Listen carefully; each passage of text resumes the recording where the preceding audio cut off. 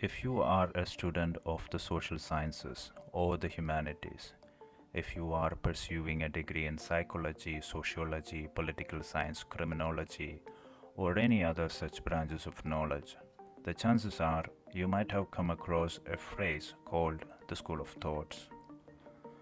What is actually a school of thought? That is what is explained in this video in less than 3 minutes. Scientific disciplines such as psychology, criminology, sociology, all of these emerged from the work of great thinkers. And these thinkers can be called philosophers. Their thoughts or ideas, often new and radical to the world they lived in, were so influential that they were considered as valuable theories or a new way to look at the state of existence. Scholars from around the world would promote these ideas, and such ideas would gain popularity until a different viewpoint of the same problem arises. In such a timeline, a school of thought emerges when a number of influential ideas are similar to each other. In other words, when influential ideas shared by different thinkers or philosophers align with each other because of the similarity of their ideas, they will be grouped together as one unified perspective. If you are still finding it difficult to understand a school of thought, then imagine this example. Let's imagine the alphabet A as a person.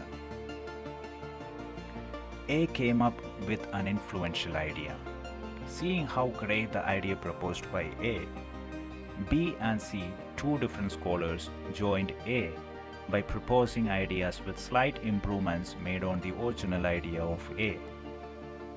When the world was ready to accept the ideas of A, B, and C as the best available versions of explanations of a phenomena, X showed up with a new different idea, criticizing a fundamental problem of the ideas shared by A, B, and C. Seeing how path-breaking the idea put forward by X, two different scholars, Y and Z, proposed ideas similar to X with slight improvements. Now the scholars around the world should join either the school of ABC or XYZ. Both of them would be considered as a different school of thought.